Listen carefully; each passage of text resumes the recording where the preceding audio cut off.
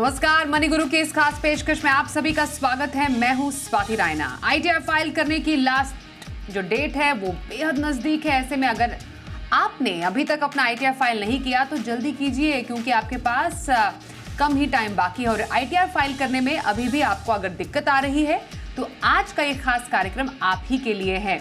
हम आपको बताएंगे बिना झंझट आप कैसे आईटीआर भर सकते हैं, वो भी फटाफट। और इसमें हमारी मदद करेंगे हमारे दो आज के टैक्स एक्सपर्ट्स। परिचय कराने के लिए मैं सबसे पहले बताती हूँ आपको, हमारे साथ है भंवर बुराना, टैक्स एक्सपर्ट, और सुनील गर्ग से भी हमारी खास चर्चा रहेगी। टैक्स एक्सपर्ट हैं और उनसे जानेंगे कि आईटीआर आप कैसे भरें, वो भी बिना झंझट के फटाफट। सबसे पहले भंवर इस वक्त हमारे साथ है शो में शामिल, और उनसे समझना ज़रूरी है कि एक बार फिर से भंवर वही तारीख जब हर किसी को अपने पूरे साल का जो भी टैक्स का लेखा जोखा होता है वो रिटर्न फॉर्म में भर देना होता है। कई लोग तो काफ़ी डिलिजेंट होते हैं, बहुत अनुशासित होते हैं। कई लोगों ने तो भर भी दिया आईटीआर, उनका रिटर्न भी आ गया। लेकिन कुछ ऐसे लोग भी होते हैं जो कि लास्ट मोमेंट तक नहीं भरते ड्यू टू मेनी रीजंस, क्योंकि डेडलाइन जब दी गई है तो तब तक तो आप भर ही सकते हैं, उसमें कोई गलत तो बात है नहीं। लेकिन सबसे पहले क्या आप जो आईटीआर जब भर रहे हैं तो किन बातों का ध्यान रखने की जरूरत है अभी एट द मोमेंट, जिनको लास्ट मोमेंट में आईटीआर भरना है, किन बातों का ख्याल रखें? Thank you Swati. सबसे पहले तो मैं सबको यही बोलना चाहूंगा कि देखो, आईटीआर की लास्ट डेट है वो कल ही है। लेकिन जिनकी ऑडिट होती है या कंपनी है या कोई पार्टनरशिप फर्म में पार्टनर है और पार्टनरशिप फर्म की ऑडिट होती है, उनके लिए 31 अक्टूबर का ड्यू डेट रहेगा। बट बाकी जितने भी सैलरी क्लास ऑफ पीपल वगैरह है, उनके लिए कल का ड्यू डेट है, वो लास्ट है। अब आईटीआर में मैं बताऊं, बहुत बार ऐसा हो रहा है, एज अ टैक्स कंसल्टेंट मैं बताऊंगा कि हमारे पास जब क्लाइंट का कॉल आता है, क्लाइंट डेटा देता है, फिर हम उसको बताते हैं कि अरे आपका तो कैपिटल गेन भी है जो अभी अभी तक आपने हमको इन्फॉर्मेशन नहीं दी है, या आपको बैंक से कुछ इंटरेस्ट भी मिला है जिसका इन्फॉर्मेशन हमको नहीं दी मिला है। तो मैं सब जितने भी ऑडियंस है उनसे यही बोलना चाहूंगा कि एक तो रिटर्न टाइम पे फाइल करना है, और दूसरी चीज आपको सबसे पहले अपना एक एनुअल इन्फॉर्मेशन स्टेटमेंट है जो कि इनकम टैक्स की वेबसाइट पे है, उसको आप डाउनलोड करिए। और डाउनलोड करने के बाद उसमें आपको सब डिटेल मिल जाएगी कि आपका इस साल का कैपिटल गेन कितना है, आपको बैंक से इंटरेस्ट कितना मिला है, आपको किसी भी कंपनी से डिविडेंड कितना मिला है, और वो सब डिटेल है वो आपको फिल करनी है आईटीआर में। क्योंकि हमने ये देखा है कि अगर वहां पे मिसमैच होता है, क्या आईटीआर जब जो आप फाइल कर रहे हैं एंड आपका जो एनुअल स्टेटमेंट है उसमें जो डेटा है 26 AS में जो डेटा है उसमें मिसमैच होता है, तो आपको इनकम टैक्स डिपार्टमेंट से नोटिस भी मिल सकता है। तो आपको सबसे पहले ये चीजों को ध्यान में रखते हुए अपना जो इनकम टैक्स रिटर्न है वो टाइम पे फाइल करना है। यस स्वाति। ओके, तो एआईएस जो होता है एनुअल इंफॉर्मेशन स्टेटमेंट, उसमें पूरा लेन देन की आपकी जानकारी होती है एक फाइनेंशियल ईयर की, एक साल की। और 26 AS बेसिकली एआईएस 26 AS का एक एक्सपैंडेड रूप ही हम कहते हैं, जिसमें आपको यस। पूरी जानकारी मिल जाती है, जो समझना ज़रूरी है। अब तो आसान हो गया है भंवर रिटर्न भरना, क्योंकि प्रीफिल्ड फॉर्म आ गए हैं। क्या कोई दिक्कत है जहां पर फंस सकता है कोई टैक्स पेयर जिसका ध्यान देने की जरूरत है, या काफी आसान है? क्योंकि जैसे कहा जाता है कि बहुत ही सहज फॉर्म है आईटीआर का, तो यस यस। कौन सा फॉर्म है जिसको एक नौकरी पेशा भरे, और कौन कौन से टाइप के फॉर्म्स हैं जिनको ध्यान में रख के आपको अपना रिटर्न भरना चाहिए, क्योंकि कई बार यहाँ पर भी गलती हो जाती है। यस। तो सबसे पहले जो सहज फॉर्म की मैम बात कर रहे हैं, तो सहज फॉर्म जो है वो जिनकी सैलरी की इनकम है उनको सहज फॉर्म भरना चाहिए। सहज फॉर्म में बहुत ही प्रीफिल्ड बहुत सारी चीजें आपको मिल जाती है, लेकिन उसके साथ साथ में भी आपको ये देखना है कि आपका जितना टीडीएस कटा है वो रिफ्लेक्ट हो रहा है या नहीं हो रहा है। बहुत बार ऐसा भी देखने को आया है कि आपने टीडीएस आपका डिडक्ट हुआ है लेकिन वो उसमें रिफ्लेक्ट नहीं हो रहा है, तो आप जो भी डिडक्टर है उससे बात करके और उसको आगे वाले को बोलिए कि वो रिटर्न को रिवाइज करे, जिससे कि आपको टीडीएस का क्रेडिट वगैरह मिल जाए। उसके साथ साथ में मैं आपको यहाँ पे जो आईटीआर फॉर्म है वो आईटीआर अलग अलग फॉर्म है। आईटीआर 1 जो है वो नॉर्मली जिनका सैलरी का इनकम है उनके लिए होता है। आईटीआर 4 है जिनका बिजनेस का इनकम होता है, जो 44 AD या 44 ADA लेते हैं उनके लिए है, वो सरल करके फॉर्म है, उनके लिए होता है। तो वैसे ही आईटीआर फॉर्म है। अब एक चीज मैं आपको ये बताना चाहूंगा कि अगर आप आईटीआर टाइम पे नहीं फाइल करते, बिकॉज बहुत सारे ऐसे ऑडियंस रहते हैं जो बोलते हैं हम तो आराम से फाइल कर लेंगे, क्या फर्क पड़ता है, देर से फाइल करने की अपने पास में तारीख है, दैट इज 31 दिसंबर 2024 तक भी आप फाइल कर सकते हैं। लेकिन उसके कुछ ऐसे कॉन्सिक्वेंसेज है जिसपे आपको ध्यान देना पड़ेगा। सबसे पहला कॉन्सिक्वेंस मैं आपको यही बताना चाहूंगा कि अगर आपकी जो टोटल इनकम है वो 5 लाख से ज्यादा है तो आपको 5,000 रुपीज का फीस लगेगा अगर आप 31 जुलाई के बाद में अपना आईटीआर फॉर्म फाइल करते हो। उसके साथ साथ में अगर आप बिजनेस करते हैं या आपके कैपिटल गेन हेड के कोई लॉसेज है, वो लॉसेज है तो आपको रिटर्न 31 जुलाई तक फाइल करना मैंडेटरी है, अदरवाइज वो लॉसेज को आप कैरी फॉरवर्ड नहीं कर पाएंगे।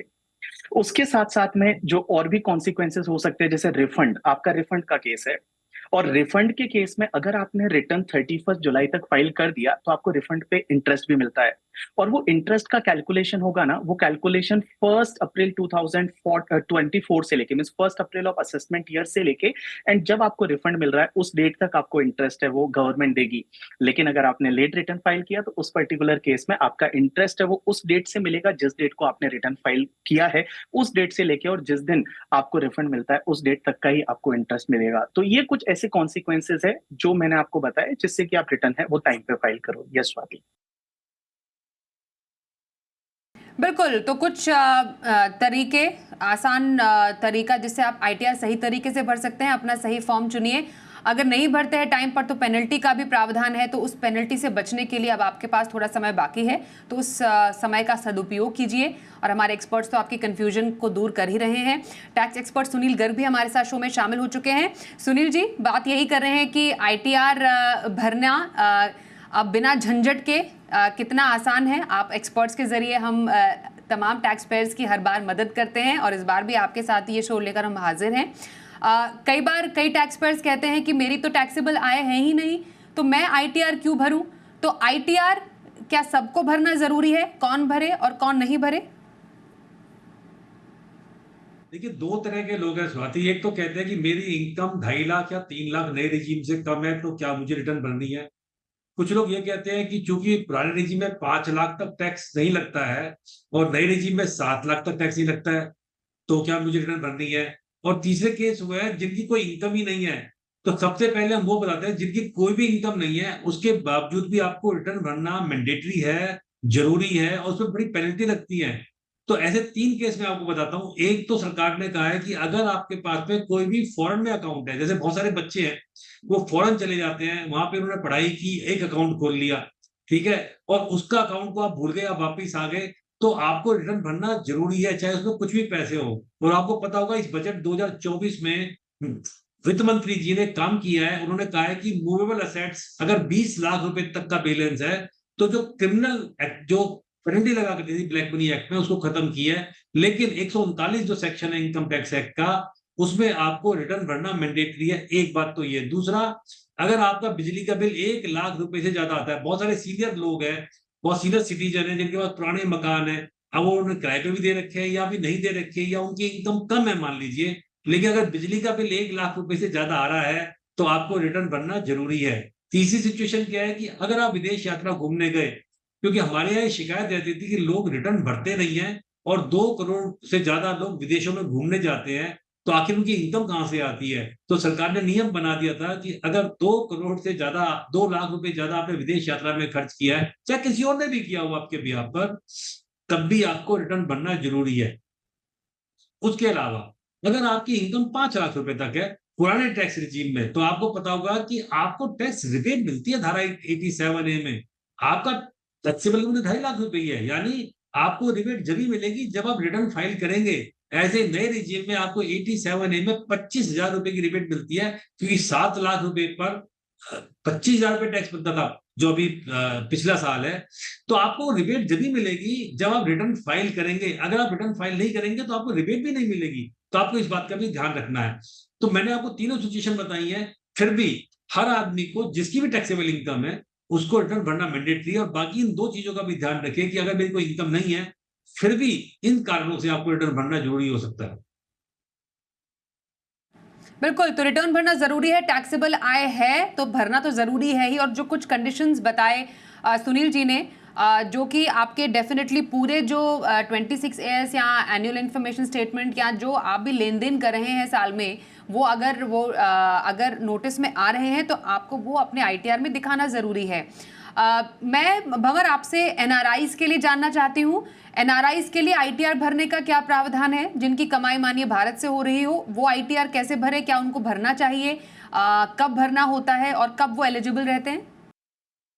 स्वाति, अगर कोई नॉन रेजिडेंट है और नॉन रेजिडेंट की इंडिया में इनकम है ही नहीं बिल्कुल भी, तो उसको रिटर्न फाइल करने की जरूरत नहीं है। बट अगर किसी नॉन रेजिडेंट की भी अगर इंडिया में इनकम है और इनकम बेसिक एग्जामिशन से ज्यादा है, न्यू टैक्सेशन रिजिम में 3 लाख से ज्यादा है, एंड जो पुराना टैक्सेशन रिजिम था उसमें 2,50,000 से ज्यादा है, बिफोर क्लेमिंग द डिडक्शन, जो डिडक्शन होते हैं 80C से लेके 80U तक के, वो डिडक्शन लेने से पहले वाली जो आय है, वो अगर बेसिक एग्जामिशन 2,50,000 से ज्यादा है तो उसको अपना रिटर्न फाइल करना पड़ेगा मैंडेटरीली। उसके साथ साथ में बहुत बार ऐसा भी होता है कि किसी नॉन रेजिडेंट ने इंडिया में प्रॉपर्टी सेल की है, और प्रॉपर्टी सेल करके और उसने वापस दूसरी प्रॉपर्टी खरीद ली, तो उसका जो कैपिटल गेन था वो पूरा एग्जेम्प्ट हो गया अंडर सेक्शन 54, और उसका इनकम बिल्कुल नहीं आ रहा है।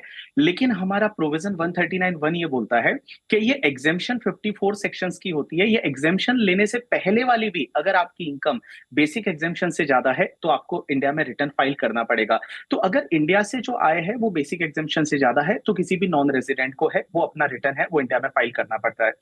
उसके साथ साथ अगर मैं रेजिडेंट की बात करूं तो रेजिडेंट में कुछ प्रोविजन जैसे सुनील जी ने बताया, उसके साथ साथ अगर कोई रेजिडेंट है जिसकी बिल्कुल भी आय नहीं है लेकिन इंडिया के बाहर उसकी कोई प्रॉपर्टी है या फॉरेन कंपनी का किसी के पास में शेयर है, तो उस पर्टिकुलर केस में भी उसको रिटर्न फाइल करना मैंडेटरी बन जाता है इंडिया में।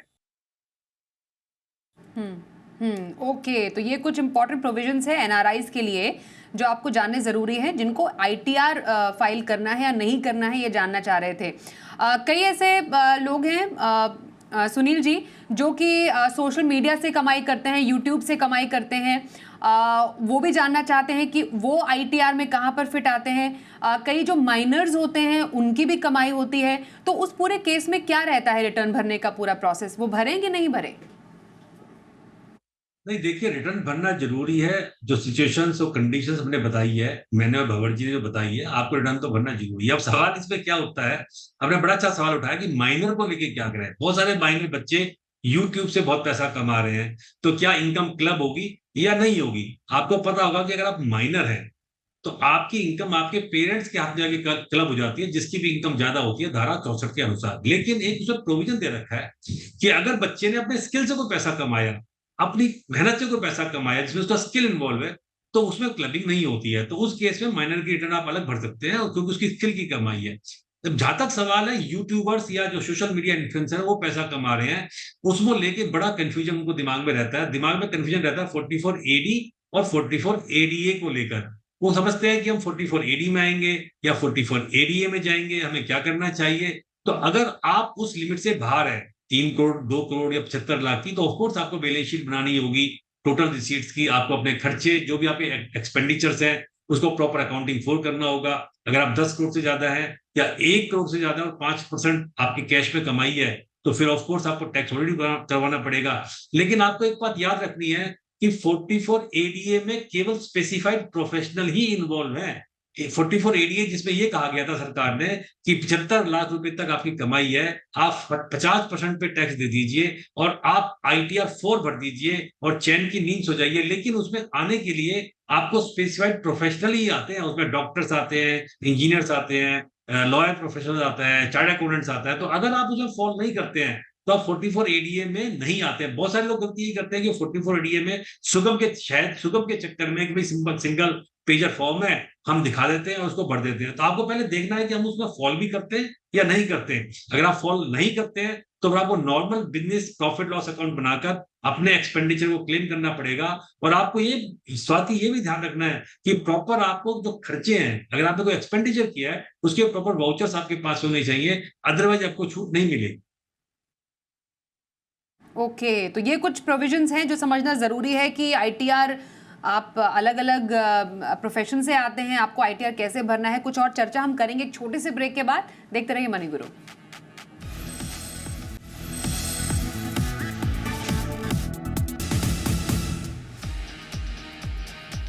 तो आईटीआर भरने की आखिरी तारीख है नजदीक, आपको भरना है बिना झंझट के रिटर्न। तो यही है सही जगह, हम आपको बता रहे हैं अपने एक्सपर्ट्स के जरिए कि कैसे आप बहुत चुटकियों में भर सकते हैं अपना आईटीआर रिटर्न। हमारे साथ टैक्स एक्सपर्ट सुनील गर्ग और भंवर बुराना है।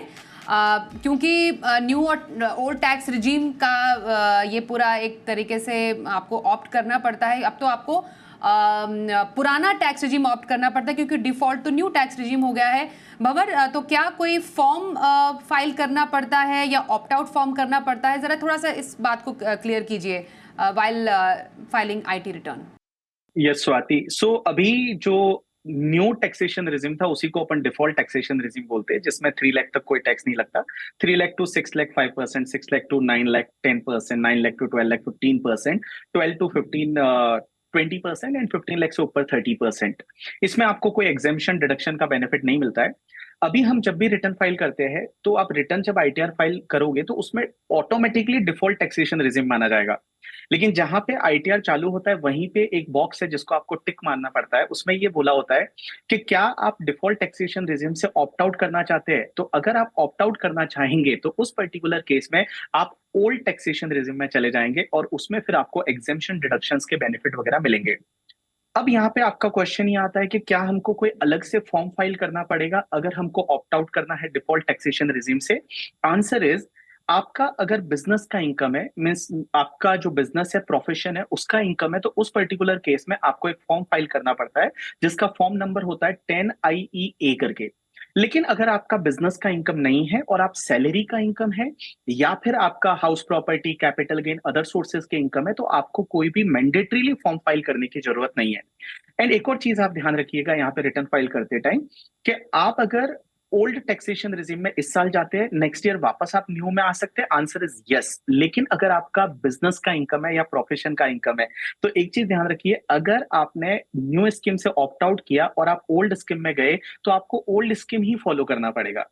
लेकिन एक बार आप वापस न्यू स्कीम में आ सकते हैं फ्यूचर में जाके, लेकिन एक बार वापस आप न्यू स्कीम में आ गए तो वापस आप ऑप्ट आउट नहीं कर पाएंगे जब तक कि आपका बिजनेस का इनकम है। तो बिजनेस वालों के लिए बहुत ही टेक केयर करके, ध्यान रख के इस न्यू स्कीम से ऑप्ट आउट करना है।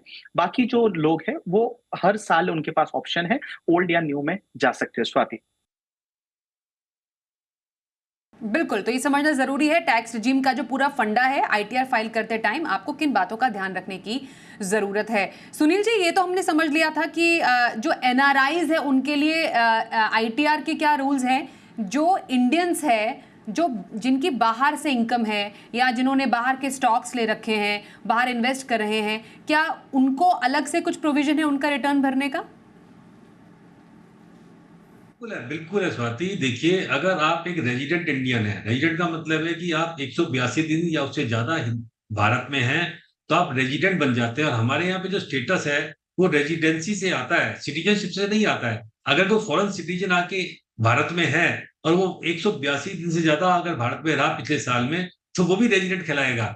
और रेजिडेंट होते ही आपको ग्लोबल इनकम पर टैक्स देना। आपकी कहीं भी कमाई है, आप भारत के नागरिक हैं, भारत में रहते हैं या नागरिक नहीं भी हैं, अगर 182 दिन से ज्यादा भारत में रहे तो आपको विदेश में जितनी भी कमाई है उस पर भी टैक्स आपको भारत सरकार को देना पड़ेगा। हाँ, सरकार ने आपको एक सहूलियत दी है। सहूलियत क्या दी है कि DTAA के तहत जो विदेश की कमाई है उस पर जो आप टैक्स वहां पर देके आए हैं उसका आप टैक्स क्रेडिट ले लीजिए। और दूसरा, जो लोग अक्सर गलती करते हैं स्वाति, और यंगस्टर्स जो हमारे हैं बच्चे, उनको ईसॉप मिलते हैं और कई बार वहां पे होल्डिंग या सब्सिडी कंपनी जो फॉरेन कंपनी होती है उसके भी ईसॉप मिल जाते हैं। तो आपको ध्यान रखना है कि अगर आपको फॉरेन असेट्स में ईसॉप मिल गए, आप रेजिडेंट हैं और आपको कोई कमाई नहीं है विदेश की, अगर ईसॉप आपके पास है तो एक मैंडेटरी रिक्वायरमेंट सरकार ने डाल दी है कि आपको सारी फॉरेन असेट्स, जो एक शेड्यूल है आपका इनकम टैक्स रिटर्न में, वो डिक्लेयर करनी होती है। तो उसको डिक्लेयर अगर आपने नहीं किया तो आप ब्लैक मनी एक्ट के उस धाराओं में भी आ जाएंगे। तो आपको दो बातें याद रखनी है, विदेश में कोई भी कमाई है उस पर टैक्स कैलकुलेट कीजिए, उसको इनकम में इंक्लूड कीजिए। हाँ, DTAA का फायदा लेना ना भूलें। और अगर आपके पास में कोई भी बैंक अकाउंट है, कोई ईसोप है, कोई शेयर है, बहुत सारे लोगों ने stock exchange, foreign stock exchange में इन्वेस्टमेंट कर रखी है, कमाई कोई नहीं है लेकिन आपने इन्वेस्टमेंट कर रखी है, तो उसकी डिक्लेरेशन करना भी ना भूलें। बिल्कुल, तो ये कुछ इंपॉर्टेंट बातें हैं जो आपको ध्यान में देने की ज़रूरत है। आपकी भारत में इनकम है, आप भारत में रह के बाहर से विदेशी कमाई कर रहे हैं, तो आपको किन बातों का ध्यान रखने की ज़रूरत है। जैसा हमने शुरुआत में बोला था भंवर, कई जो टैक्स पेयर्स हैं उन्होंने तो अपना बिल्कुल टाइमली रिटर्न भर भी दिया। ये जो पूरा और कई लोगों को तो रिफंड भी मिल गया है। वेरी क्विकली रिफंड का स्टेटस चेक कर सकते हैं, कितने टाइम में रिफंड आता है, क्योंकि टैक्स पेयर्स को ये भी इंतजार रहता है। उन्होंने पूरे डिलीजेंटली पूरा प्रोसेस फॉलो तो कर लिया, लेकिन अगर कोई रिफंड बना भी है तो कितना बना है, कब बना है, और अगर नहीं आया तो क्या करने की जरूरत है। सबसे पहली चीज तो ये है कि जिन लोगों का रिफंड बन रहा है वो रिफंड जेन्युइन होना चाहिए, बिकॉज बहुत सारे आर्टिकल न्यूज़पेपर में ये भी देखने को मिलते हैं कि लोग ऐसे ही बोगस डिडक्शन ले लेते हैं बहुत बार ऐसे। बट आप ऐसा नहीं करिए। अगर आप ऐसा करते हैं और इनकम टैक्स डिपार्टमेंट को पता चलता है तो आपका रिफंड भी रोका जा सकता है। एंड उसके साथ साथ में आपको जो है वो बहुत सारे पेनल्टी प्रोविजन भी लग सकते हैं। तो जेन्युइन रिफंड बनता है, वो जेन्युइन रिफंड है, उसी को आपका क्लेम करिए। अगर आपका रिटर्न सही है और AIS 26 AS में कहीं पे भी कोई भी मिसमैच नहीं है तो आजकल तो बहुत ही जल्दी है वो आपका रिफंड आ जाएगा। और अगर रिफंड नहीं आता है, आप थोड़ा वेट कर सकते हैं 15 डेज, 1 मंथ, 2 मंथ, और उसके बाद भी नहीं आता है तो इनकम टैक्स वेबसाइट जहां पे है वहां पे मेल आईडी रहती है, उनसे आप कनेक्ट कर सकते हैं, एज वेल एज आपके जो टैक्स कंसल्टेंट है उनसे बात कर सकते हैं इससे रिलेटेड। बिल्कुल, तो ये रही बात चर्चा ITR से जुड़ी हुई। किन बातों का रखना है ख्याल, किन गलतियों से बचें, कौन से फॉर्म को आपको चुनना है, और अगर आपका बनता है रिफंड तो वहां पर आपको कौन से प्रोसेस को फॉलो करना है। बहुत धन्यवाद करेंगे दोनों ही एक्सपर्ट्स, सुनील गर्ग जी, भंवर बुराना जी, दोनों का हमारे साथ इस चर्चा में शामिल होने के लिए। एक ब्रेक का भी वक्त हो गया है, पर खबरें जारी रहेंगी। देखते रहिए जी बिजनेस।